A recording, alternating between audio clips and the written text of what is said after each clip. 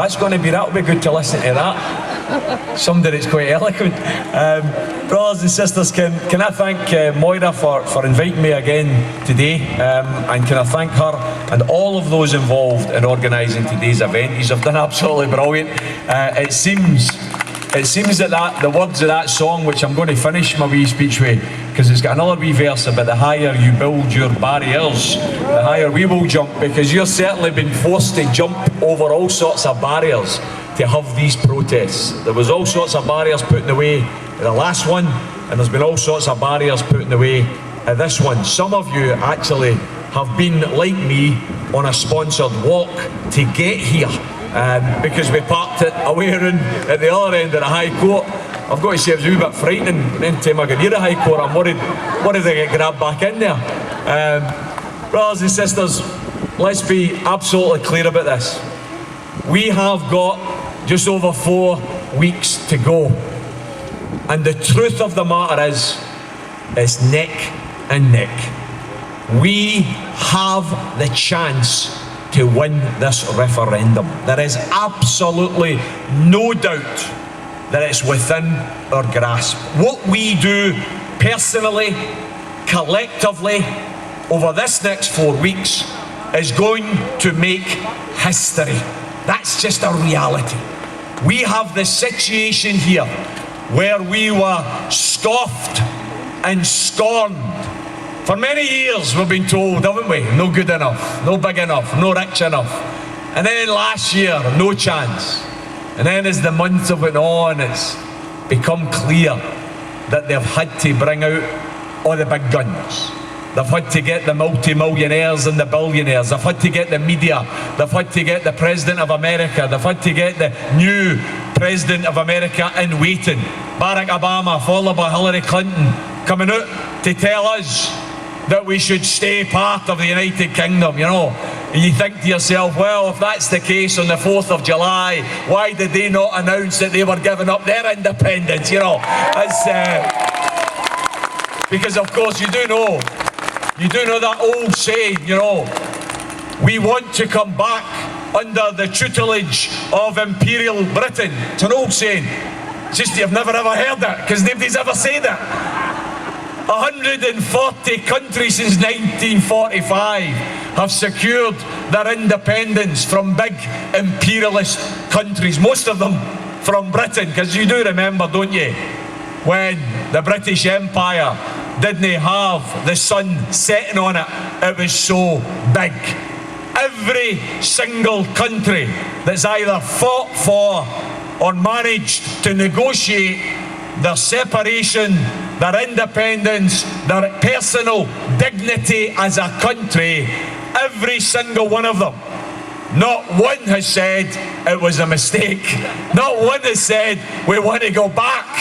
All of them are prospering and looking forward to the future.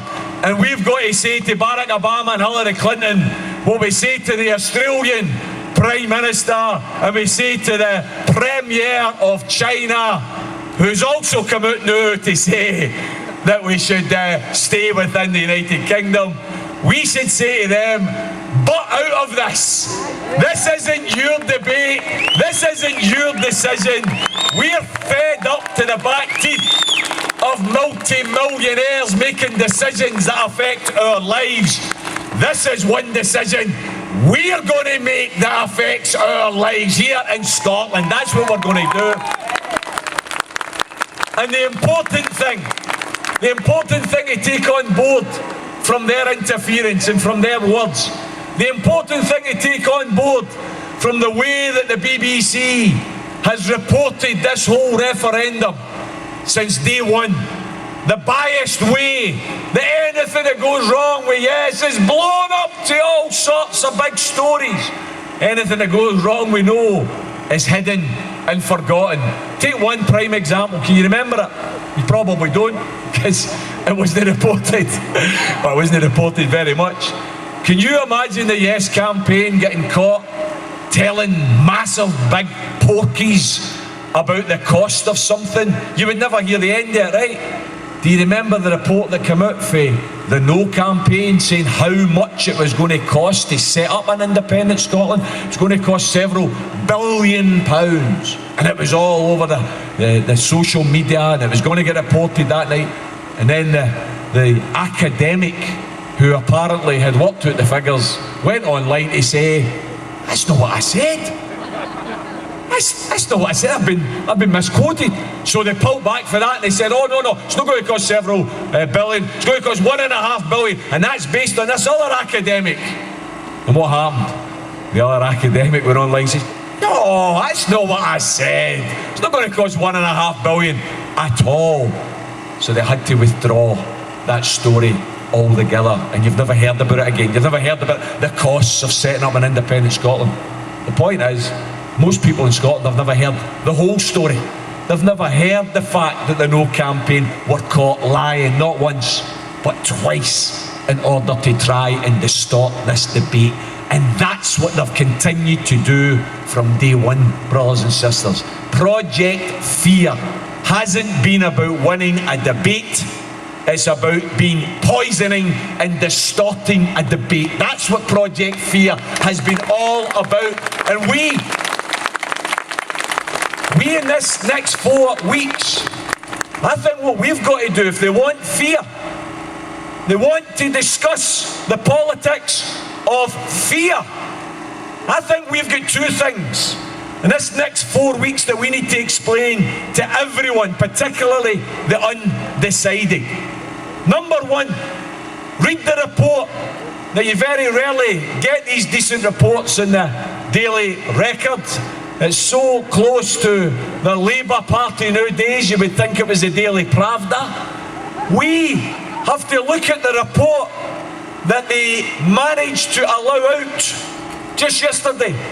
Danny Alexander sitting in his wee ministerial motor with the book open, the memorandum explaining that by 2015 there will be another set of job losses in the public sector because of the cuts that this condemned bunch of political cretins have introduced to make working class people pay for the mistakes of the rich and the wealthy and the bankers.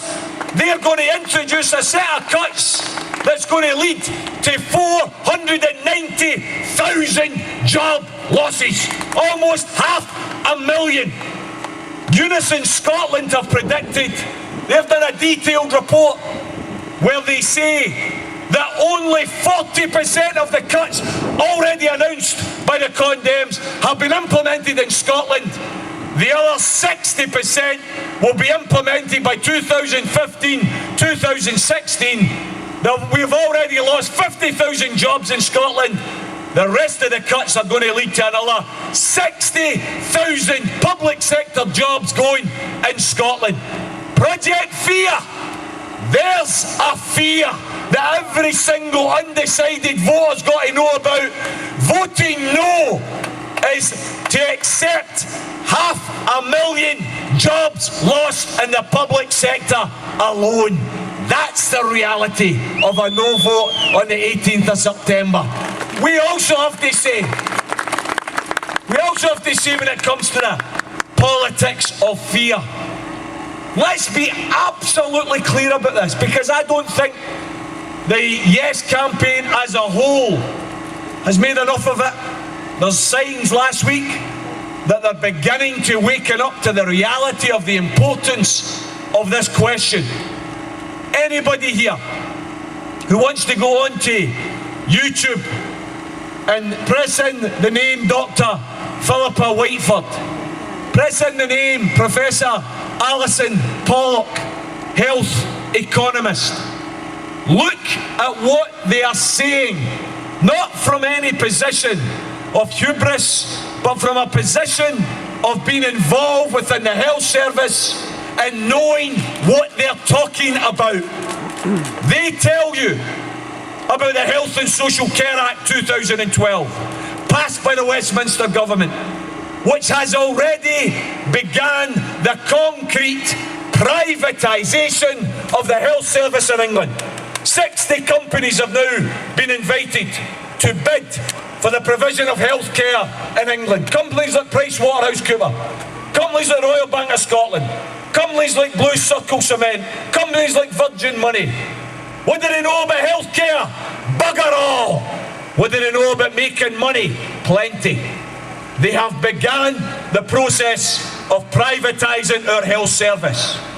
Brothers and sisters, if we vote no on the 18th of September, do you think those people in Westminster are going to continue to give us the pocket money up here in Scotland to keep our health service public? We have to take this argument on. To those Labour politicians should hang their heads in shame, because what they're saying is, oh, don't you know health service has been devolved since 1999? There's no threat to the health service by staying within the UK. That is a complete and utter distortion of reality.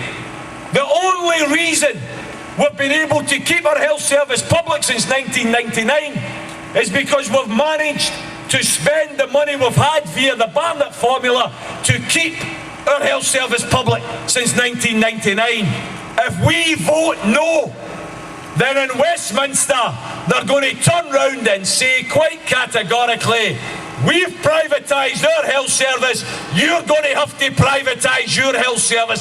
That's why we have to say, in this next 4 weeks, every day, every single week, to vote no on the 18th of September is to vote to privatise the health service. That's a reality, brothers and sisters. That's what we need to get out there. We as a people here in Scotland are presented with a once-in-a-lifetime opportunity. I listened to Josh speaking earlier from Stop the War. I listened to him talking about an independent Scotland that we could campaign for and secure, for instance, a boycott of sale of weapons to that terrorist state which is Israel. I think that would be great. But I'll tell you what else we could do as an independent Scotland. We could show concrete solidarity with another small country called Palestine by expelling the Israeli ambassador and boycotting that country completely. That's what we could do as a small independent nation. You see, we as a small country, not only are we going to be known as a country of clean energy, because we're going to use our oil and gas reserves to invest in clean, renewable energy production, because we've got 25% of all of Europe's resources here within our shores, wind, wave, solar power. We'll become the world leader for clean energy production. But we'll also be known across the world, brothers and sisters, as a country of peace. A country of peace. Because while other countries bid with all sorts of sordid deals to try and get their hands on nuclear weapons and other weapons of mass destruction, this wee country here in Scotland, we're going to make a stand when we vote for independence. It's non-negotiable. A yes vote means getting rid of Trident from the Clyde. That's what a yes vote means. And it's dead important that we don't allow those on the other side to distort our intentions.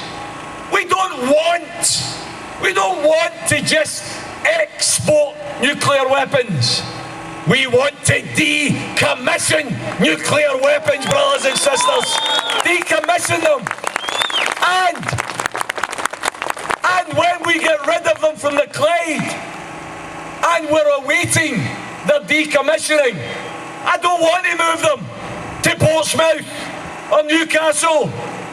I want to move them to a big river with a big house outside it. I want to go to the River Thames outside the House of Parliament. That's where we should move it. I'll tell you what, see if we park it outside there, I wonder how quick they'll decommission it then. Brothers and sisters, I want to finish by asking each and every one of you to please give what you can in this next crucial 4-week period.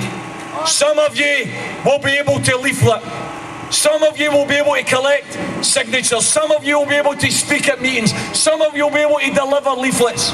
Whatever you can do, everyone has a role in the Team Yes campaign. Let's remember here, the Yes campaign doesn't belong to anybody.